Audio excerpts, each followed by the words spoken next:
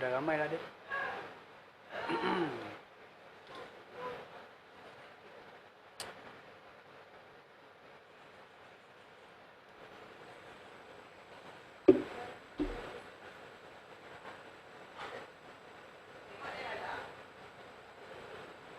Assalamualaikum semua. Apa khabar? Boleh dengar suara tak? Boleh dengar suara? Okay, Cik Aman. Alhamdulillah. Kelas 30 minit je. Okay, betul-betul 30 minit saja. Kita akan buat setiap malam sampai malam Jumaat depan. Lepas tu kita tengok lagi lah kalau nak ni. Okay, kelas ni memang tidak saya charge apa-apa pun. Niat saya lillahi ta'ala untuk kerana Allah Ta'ala lah, untuk bantu rakan-rakan yang newbies, okay, supaya tak melalui apa yang telah saya lalui dulu pun saya pun newbies. So walaupun saya ada metodologi dan apa semua, tapi bila masuk dalam pasar saham tu kita kena banyak belajar lagi tentang macam-macam kaedah-kaedah. Jadi pada hari ini saya nak cerita tentang candle, candlestick, candlestick iaitu salah satu buku yang saya tulis. Okey, sebelum tu kita mulakan umul kitab Al-Fatihah. Auzubillahi Bismillahirrahmanirrahim. Alhamdulillahirabbil alamin arrahmanirrahim maliki yaumiddin. Iyyaka na'budu wa iyyaka nasta'in ihdinas siratal mustaqim siratal ladzina an'amta 'alaihim. Okey, semoga kita punya majlis ni diberkati oleh Allah Subhanahu Wa Taala lah. Okey. Alright. Untuk ni 30 minit ni mungkin saya akan banyak bercakap sikit sebab saya nak terangkan kepada ni. Tapi kalau ada apa-apa soalan boleh terus tanya boleh terus tanya dan kita akan cuba inilah menjawab soalan-soalan ni. Okey, sebelum tu saya ingin memperkenalkan diri saya dulu. Okey, nama saya ialah Nur Adli Rizwan Shah bin Muhammad Dali. Saya sebenarnya profession saya ialah seorang pensyarah, iaitu mengajar lah. Tugas saya memang mengajar di Fakulti Ekonomi dan Muamalat Universiti Sains Islam Malaysia dekat Nilai tu. Jadi academic qualification saya, saya memang bukannya sifu lah. Saya bukan sifu saham ke. Saya bukan maksudnya yang selalu tengok sifu-sifu saham tu. Tapi saya ada qualification. Saya pernah belajar di finance di University of Tulsa, Oklahoma, USA. Dan juga Master of Economics, UKM. Dan PhD saya di Cardiff, UK, United Kingdom. Itu adalah sikit sebanyak tentang diri saya. Tapi sebelum saya masuk pada yang tu, saya dulu diploma je.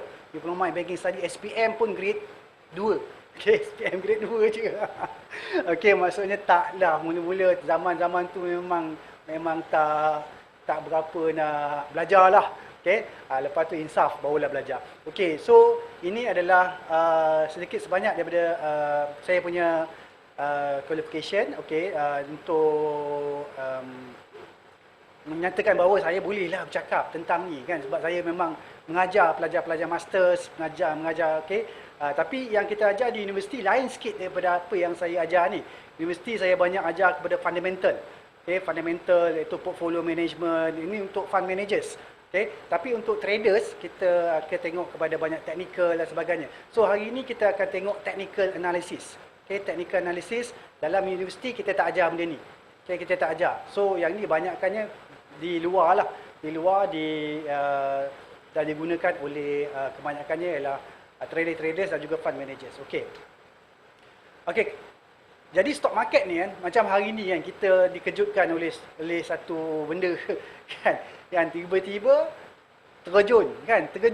So kita itulah dia namanya stock market ni, dia ada naik dan turun dia kan. Dia macam ombak naik turun naik turun naik turun naik turun. Jadi stock market ni kadang-kadang dia ada masanya kita boleh dapat untung, ada masa kita kena rugi. Ada masanya kita kena rugi. Tapi kita kena tahu, sebab tu kita kena tengok macam mana kita nak baca, pergerakan sesuatu pasaran tu. Kita nak tengok, kita kena tahu kan, sama ada pasaran ni dah terlebih beli ataupun dia dah time dia nak reverse kan, sebab dia ombak naik turun. Ada kalanya dia menjadi tsunami. Tsunami yang tu kita tengok dia punya kejatuhan dia besar. kan? Return besar. Okey, jadi kita nak tahu macam mana stock market works. So kita kalau kita nak masuk dalam pasaran saham, kita kena tahulah tentang pelaburan, tentang dia punya asas-asas dia, fundamentalnya. Untuk hari ni kita akan cover candlestick. Okey, candlestick. Okey, tapi sebelum saya masuk candlestick ni, saya akan bagi introduction sikit. Okey. Yang ni adalah saya um, banyak dulu masa time Pusat Malaysia ada, saya sering dipanggil untuk memberi komen, okey, di dalam akhbar, okey, tentang ekonomi dan sampai sekarang ni saya dah kurang dah sikit dalam surat khabar. Saya banyak dipanggil oleh TV, TV dan juga radio untuk memberi ulasan tentang okey. So kita ini saya tak mau cerita lah, okey, saya tak mau cerita, okey. Tak dah menabung semua, tak mau cerita. Okay, kita nak wang bekerja untuk kita. Ialah kerja dalam pasaran saham ni senang sikit. Kita tak perlu buat kerja keras, okay? Tak perlu berpeluh. Cuma berdebar-debar je ada. Kan? Bila price jatuh tu memang ada berdebar. Adrenalin tu ada. Adrenalin tu ada. Tapi taklah seperti kita nak kena buat kerja kontrak ke apa ke. Kan? Dan kita boleh dapat keuntungan yang agak besar berbanding kalau kita kerja, contohnya kita kerja yang biasa-biasa. Okay. Dan yang ni pun saya tak nak cerita, okey. Ni tak nak cerita, okey. Ini semua artikel-artikel yang pernah. Okey, yang semua saya nak bagi tahu, okey, kita ni kebanyakannya kita adalah employee, okey. Ini ialah daripada Robert Kiyosaki, kalau you baca buku Robert Kiyosaki dan sebagainya. Employee, kita kerja dapat gaji. Okey, kerja dapat gaji. Akhir bulan duit habis, kan? Bayar ni habis. Ataupun kita ni business owner. Kita own a system, kita ni business owner dan kita boleh dapat income dari sini. Ataupun kita ni self-employed. Self-employed ni macam lawyer ke, okay, macam doktor, okay, dia self-employed. So dia kerja, dia dapat duit. Dan yang terakhir ni ialah investor, iaitu you just invest dan you dapat pulangan daripada pelaburannya. Okay, yang ni ialah SB ni. Itu daripada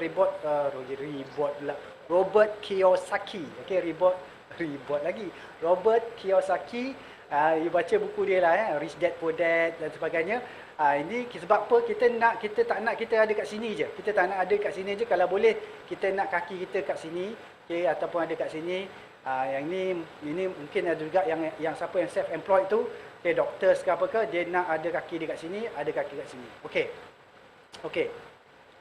So kepentingan pengetahuan kewangan ni very very important ya, sebab kalau kita tak ada knowledge in financial, so maksudnya kita akan ketinggalan di dalam dunia moden ni. Okay, so kita kena tahu yang gaji kita ni adalah pendapatan aktif ya, kita kerja dapat duit.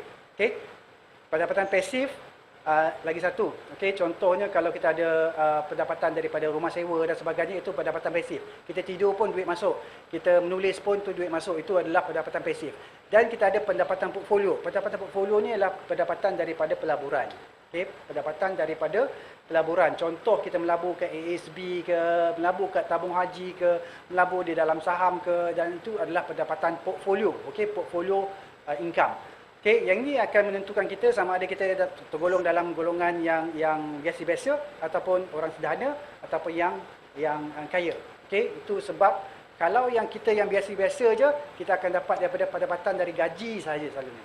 Tak ada daripada pendapatan dari pasif, tak ada, pendapatan portfolio pun tak ada. So sebab tu ramai sekarang ni, okay, kita nak beralih daripada pendapatan daripada gaji sahaja kepada pendapatan yang lain, okay, pasif dan juga portfolio.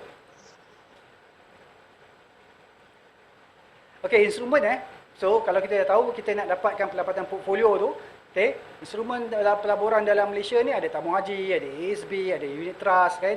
Ada saham, ada IPO saham, ada FCPO, sukuk dan lain-lain. Dan yang terbaru ni kita dapat mendengar berita bahawa kerajaan dia keluarkan sukuk kepada kita untuk beli. Okey, sebab dia orang dah banyak pakai duit, so sekarang ni dia keluarkan sukuk, iaitu bond, bond Islam. Okey, sukuk. So, ini adalah instrumen-instrumen pelaburan di dalam Malaysia. Kita boleh pilih mana-mana kita nak berdasarkan kita punya risiko, tolerance kita ni. So, kalau kita punya risiko, tolerance kita ni rendah, mungkin kita melabur kat tabung haji je ataupun ASB. Tapi return dia sangat rendah lah membanding dengan unit trust ataupun saham. Saham ni kadang-kadang kita punya return is high, tapi high risk, high return. Okey, jadi itu kita ingat. Maksudnya lagi tinggi risiko kita, kita boleh dapat pulangan yang lebih tinggi, tetapi risiko yang kita tanggung juga adalah tinggi. Tapi dalam saham ni kita kena tahu macam mana kita nak merendahkan risiko kita, meminimalkan risiko kita ni. Okey? Alright. So, dalam pasaran saham, okey, apa maksudnya? Maksudnya ialah bila kita beli satu saham tu, okey, ada orang tanya, ni saham ni macam judi ke apa kan? Okey, tak. Sebenarnya apabila kita membeli saham, kita sebenarnya membeli syarikat. Kita membeli syarikat. Okey, kita membeli syarikat tersebut dan kita rasa syarikat tersebut boleh maju. Okey, itu adalah pelabur. Tapi trader dia beli syarikat tu dalam masa yang terlalu singkat lah. Singkat lah, maksudnya dia beli kadang-kadang 1 hari, kadang-kadang setengah jam, kadang 8 minit kan. Itu untuk trader. Tapi kalau untuk pelabur, selalunya mereka adalah membeli sebuah syarikat. Itu sebahagian daripada syarikat tersebut. Okey, ini maksudnya kalau kita beli saham tersebut, contoh kita beli saham apa-apa syarikat yang di dalam Bursa Malaysia tu, maksudnya kita jadi pemilik syarikat tu. Tapi pemilik kecil lah, pemilik yang kecil. So, kita boleh beli dalam jumlah yang kecil ataupun jumlah yang besar. Okey, dan risikonya ialah harga saham yang kita beli itu boleh naik dan boleh turun. Okey, turun tu yang risikonya, sebab bila turun kita kehilangan kerugian duit lah. Okey, alright. Okey, jenis-jenis saham, kita ada saham biasa, ordinary share, kita ada IPO, kita ada yang ada di dalam pasaran bursa iaitu secondary. Okey, secondary ni ialah telah diterbitkan. Okey, yang ni IPO ni yang primary. Okey, IPO maksudnya dia baru je nak keluar kita dah beli. Okey, kita dah minta nak minta terbitan tu kan, so kita dah apply IPO. Bila dia dah keluar dalam pasaran bursa tu, dalam market tu, itu dia panggil secondary. Okey, so ada dua. Okey, saham biasa ni ada dua, IPO dan sekunder, dan juga kita ada satu lagi ialah preference share, saham keutamaan. Okey, so yang selalu kita buat ialah beli saham di pasaran sekunder, iaitu di Bursa Malaysia. So maksudnya kita beli dekat Bursa Malaysia tu melalui broker kita tu, itu adalah membeli saham di pasaran sekunder. Okey. Okey, jenis pelabur saham ada dua Saya yang ni yang basicnya, satu ialah investor, satu lagi nama seksinya ialah trader. Okey, nama seksinya trader. Maksudnya mereka ni beli dalam jangka masa pendek. Okey, jangka masa pendek dan bukan membeli dan simpan 10 tahun ke ataupun 20 tahun ke tak. Okey. Itu tapi sekarang ni kan saya tengok ramai yang dah jadi trader daripada menjadi investor. Sebab market kita tak macam dulu-dulu. Dulu-dulu kita beli, simpan, dia naik. Sekarang ni beli sekejap kan dia turun kan. Very volatile compare dengan zaman dulu lah. Okay. Volatility maksudnya dia kemerowapan dia tu tinggi sekejap naik, sekejap turun, sekejap naik, sekejap turun kan. Jadi memberikan kita peluang untuk kita masuk dalam pasaran saham dan membuat keuntungan. Okey, setiap daripada jenis pelabur ni mempunyai strategi yang berbeza-beza lah. Okey, strategi pelaburan investor berbeza dengan trader. Okey, jangan kita ikut kalau kita ni trader, kita ikut style investor. Kalau kita investor, ikut style trader. So, dia tak boleh macam tu sebab mereka ni dah berbeza. Okey, dalam trader pula ada berbeza lagi, iaitu dia mungkin jadi intraday trader, dia mungkin jadi swing trader ni mungkin ambil masa sikit dalam 2 minggu, okey, ataupun seminggu, 3 minggu, sebulan. Ada juga yang position trader ni mungkin lama sikit, okey, lama sikit, mungkin 6 bulan, okey, dia position trader. Tapi kalau investor ni memang lama lah dia invest dalam syarikat tersebut. Okey, pasaran saham bukanlah sentiasa Mr. Nice Guy. Hari ni kita telah terkena. Hari Khamis lepas, hari Jumaat lepas pun dah terkena. Okey, maksudnya pasaran saham bukan sentiasa Mr. Nice Guy. Okey, kadang-kadang dia jadi Mr. Bad Guy juga. Okey, Mr. Bad Guy. So maksudnya kita kena tahu bila Mr. Bad Guy ni nak datang. Itu je kan. Kita nak tahu bila kita dapat signal bahawa pasaran tengah nak akan menjadi kejam. Okey, so kita cepat-cepat, mungkin kalau trader cepat-cepat keluar dari pasaran. Okey, contohnya kan. Sebab kita ada dua Kenapa kita ada dipanggil bull dan satu lagi bear. Okey, nampak bull ni cara dia kenapa dia bull ni ialah melalui pasaran naik sebab cara dia menyerang. Cara dia menyerang ialah dia tanduk dia naik ke atas tu. Okey, dia menyerang dari bawah ke atas. Sebab tu bull market. Kalau bear, cara dia serang dia ialah daripada atas ke bawah. Dia claw dia kan, dia akan buat ke bawah macam tu. Itulah bear market. Sebab tu dia panggil bull dengan bear market. Okey. Faham Kenapa panggil bull, kenapa panggil bear? Okay, saya dulu masa belajar dulu tahun 90-an saya pun pening. Apa bull, apa bear, apa bull, apa bear ni kan. Saya tak berapa faham. Kenapa panggil bull, kenapa panggil bear? Kan? Jadi kalau bull tu uptrend market, kalau bear tu downtrend market. Macam itulah lebih kurang. Okey? Alright. Okey, ilmu adalah power. Okey, ilmu adalah power. Okey, jadi kita kena persiapkan diri dengan ilmu saham. Kepada newbies kena faham. Kita tak boleh masuk dengan tanpa ada ilmu.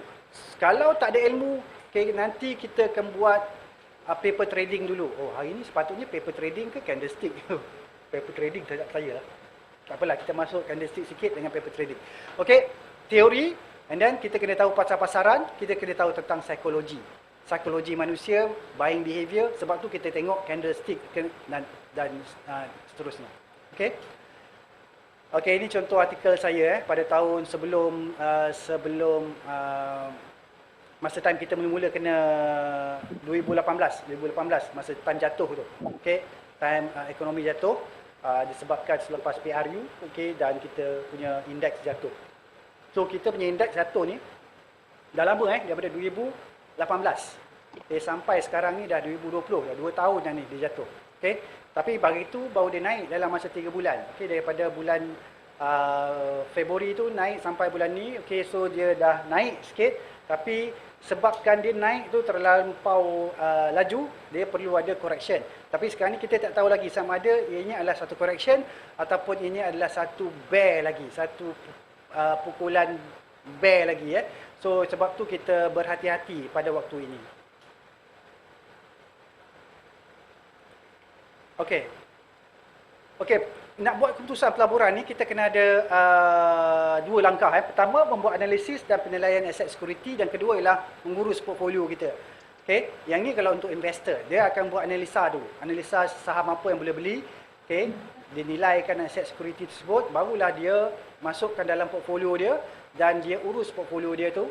Tapi trader dia kurang sikit bab ni. Okey, dia tak urus portfolio, dia beli dan jual, beli dan jual. Okey, so ini kalau untuk investor. Investor dia akan buat 2 benda ni. Okey, dan bukannya dia beli dan dia tinggalkan 10 tahun. Okey, tak, dia kena still juga menyemak ke dia portfolio tersebut, sama ada portfolio tersebut okey ke tak. Kalau tak okey, kena buat correction, kena buat pembetulan, iaitu kena jual ke saham-saham yang tak menguntungkan tu, kena jual dulu. Okey, cut loss lah maksudnya, kena cut loss. Okey, tak boleh pegang sampai dia jatuh sampai ni. Saya mula-mula dulu pun ingatkan macam tu. Maksudnya, oh boleh pegang ni, syarikat baik, fundamental bagus, tapi last sekali okey 80% dia punya kejatuhan tu. So nak naik daripada 80% kejatuhan tu, nak naik, okey, dia dah jadi, contohnya kalau kita harga saham RM1 turun 80% jadi 20 sen. Kan? Tapi daripada 20 sen tu nak naik 100% baru jadi 40 sen. Sebab tu kita elok cut loss. Kalau ni sebab nak naik 100% bukan senang Nak naik daripada 20 sen ke jadi 100% jadi 40 sen bukan senang. Okey, sebab tu kita sometimes kena cut loss kalau kita tengok saham tu dah tak boleh pergi. Okey, kita kena bye saham tersebut. Okey, so kita tak boleh nak, maksudnya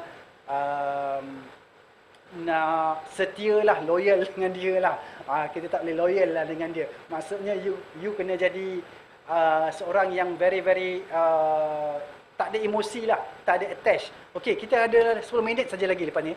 Okey, sekejap masa sungguh mencemburui kita Okey, so kita beli saham ni sebenarnya untuk ni. Okey, ini asas membeli saham yang baik. Pertama kita tengok ekonomi, lepas tu tengok industri, lepas tu baru tengok syarikat. EIC. Ini formula dia Untuk newbies tengok E dulu, I, C. Sebab apa hari ni teruk? Sebab ekonomi. Okey, ekonomi sebab US Powell bagi tahu bahawa pada hari Khamis lepas, masa time dia, Khamis waktu US, dia beritahu ekonomi US akan mengambil masa yang panjang untuk recover. Okey, dia akan mengalami recession. Sebab tu pada hari Khamis tersebut, okey, disebabkan oleh Powell punya ucapan, okey, Federal Reserve kan, dan juga COVID-19 wave 2, okey, so dia telah membuatkan Dow Jones jatuh. tu ini adalah ekonomi. Lepas tu kita tengok industri, lepas tu baru tengok company. Okay, EIC framework ni dalam textbook memang banyak lah. Dan bukannya dia kita textbook tak pakai, kita pakai juga. Sebab tu kita tengok ekonomi dulu, lepas tu baru kita tengok industri. Sebab dia lepas tu barulah tengok company mana yang kita nak pilih. Okey, dalam saham ada dua analisa yang utama, fundamental dan juga technical. Yang selalu kita buat, yang selalu you tengok carta-carta tu adalah technical analysis. Okey, technical analysis. Fundamental dia lain sikit, dia lebih kepada untuk kita lihat kepada financial report, kan, quarter report, kita tengok annual report, okay, news, and then future prospect, kontrak-kontrak yang dia dapat, ini adalah fundamental. Technical memang kita tengok chart aja. So, ada lagi satu sharp analysis based on institutional investment. Yang ni kita ambil dan beli berdasarkan institutional investment. Okay, alright. FA dan TA, boleh ke tak mereka ni kahwin? Okay, boleh ke kahwin? Selalunya orang cakap FA, TA. Bagi saya guna dua-dua. Okay, sebagai contoh, semasa kejatuhan dua saham pada minggu lepas dan hari ini adalah berdasarkan fundamental dan juga technical, dua-dua sekali. Iaitu fundamental kita tengok ekonomi US, okay, mengalami masalah. So kita tengok fundamental dan juga kita tengok technical, kita tengok carta Dow Jones dan juga S&P 500, dia dah buat island reversal. Okay, island reversal falling, iaitu dia buat satu pattern yang maksudnya bila dah satu uptrend tu tiba-tiba ada island, ada pulau ke atas tu. Kan pulau tu ada okay, maksudnya pulau maksudnya dia tak ada dia tak ada daratan lah di antara tu. So island reversal tu maksudnya reverse. Hari Khamis reverse. Okay, Khamis yang lepas dia reverse, kan? Dan hari ni Isnin pun dia masih lagi turun lagi. Okey, so kita tengok pada hari ini sebab mungkin dia akan tutup gap. Okey, gap masa dia pagi tadi dia buka, dia ada buat gap, mungkin dia akan tutup balik. Lepas tu kalau dia lepas tutup tu, kalau dia turun balik, so kita berhati-hati dengan ni. So bagi saya kita guna dua-dua lah, FA dan TA. Okey, fundamental pengguna, technical pengguna. Kalau dia cakap fundamental tak boleh kahwin dengan technical, itu saya tak setujulah. Saya gabungkan kedua-duanya. Okey, ini saya tak ada cerita sebab masa kita nak tamat ni. Okey. Alright. Untuk ini technical analysis. Okey, saya masuk technical dulu. Biasanya technical ialah kita tengok chart. Kita akan cari counter-counter berdasarkan trend. Trend ada 3, uptrend, sideways atau downtrend. Okey, 3. Okey, iaitu uptrend, sideways atau downtrend. Kita selalu cari yang uptrend counter lah. Kalau ada setengah tu dia cari uptrend, dia akan follow the trend, uptrend je. Kalau ada setengah tu pula dia cari downtrend, tapi downtrend yang breakout, iaitu dia dah pecah downtrend line tu dan dia nak jadi uptrend. So itu pun ada juga, okey. So ada lebih pula 1000 indikator technical macam-macam. Kalau indikator technical ni. So kalau you nak tengok beribu-ribu lah technical ni, 1000. Okay, ada MACD, RSI, stokastik dan sebagainya. Setiap orang akan berbeza-beza. Dia akan suka guna mana satu, tutup pulang kat masing-masing. Ini adalah method yang you kena belajar. Okay, method yang you kena belajar. Okay, matlamat yang sama, iaitu kita semua matlamat nak buat keuntungan. Siapa sini nak buat kerugian? Tak ada kan? Semua nak buat keuntungan. Yang pentingnya ialah kita kena faham lah. Okay. So, contoh technical analysis, okay, ini adalah berdasarkan carta. You tengok volume, okay, you tengok trend, you tengok candle, okay, candlestick. Ini pun you tengok candle, you tengok dekat chart pattern dan sebagainya. Ini adalah contoh-contoh technical analysis. Dalami benda-benda ni. Dia ni boleh digabungkan. Okay, contohnya, you belajar tentang support or resistance, you belajar tentang candlestick, you belajar tentang trend, you belajar tentang pattern. Okey, gabungkan benda ni, kadang-kadang kita tak pakai kat sini, tiba-tiba kita boleh pakai. Macam tu. Okey, untuk candlestick, okey, kita ada macam-macam. Okey, kita ada banyak cara carta. Ada yang guna bar chart, ada guna line chart, ada guna candlestick, ada guna Heikin-Ashi. Heikin-Ashi senang sikit nak baca. Hijau, merah aja.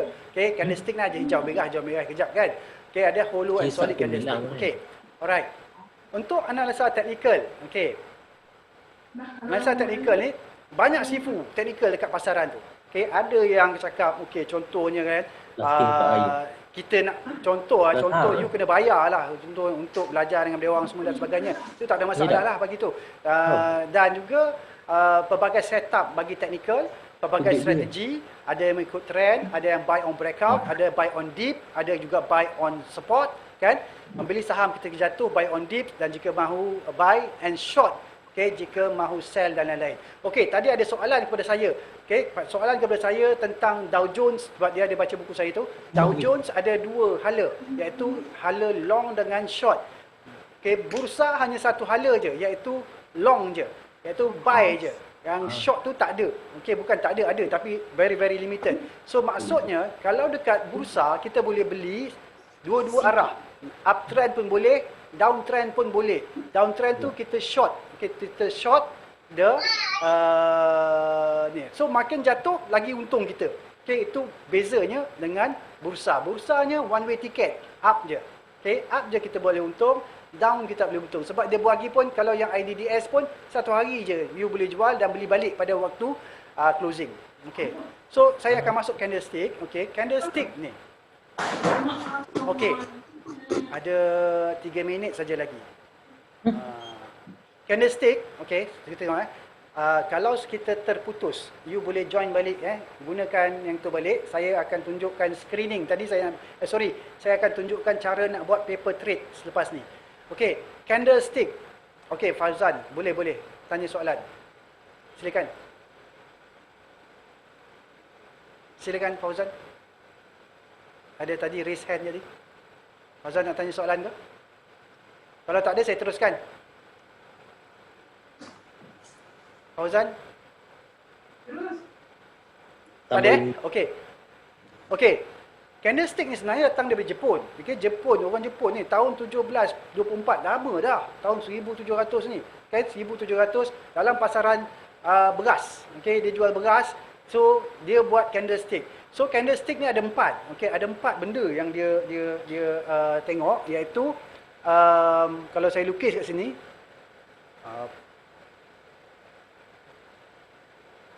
ini dia punya body, Lepas tu kita ada satu macam itulah contoh, Yang ni, ini adalah high. You kena tahu kenapa dia orang buat selalunya dalam kita punya platform tu dia panggil OHLC, open, high, low, close. Ni open ialah harga buka, high ialah harga tertinggi, low adalah harga terendah, close adalah harga penutup. Ni high, maksudnya harga dah naik, pernah naik sampai sini. Pernah naik sampai sini. Lepas tu ini kalau dia buka, contoh dia buka kat sini, open. Dia buka sini. Lepas tu dia close sini. Yang ini adalah low. Candle ni akan jadi warna hijau atau putih. Candle ni akan jadi warna hijau atau putih. Tapi kalau dia open dekat atas, dia close dekat bawah. High low samalah. Yang ni candle akan jadi warna hitam. Sebab dia harga dah jatuh. Open dia pada harga contohnya 50 sen. Dia turun sampai 40 sen. So ini dah jatuh, sebab tu candlenya hitam. Ini boleh faham tak ni? Ni kenapa ada ni dia panggil wick. Shadow. Wick atau shadow. Dan ini boleh menunjukkan psikologi pembeli dan penjual. Psikologi pembeli dan penjual. Lagi besar candle ni, contohnya lagi besar body ni. Contoh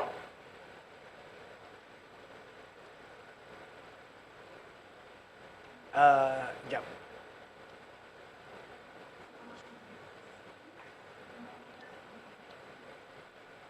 Lagi besar body ni, body yang putih ni,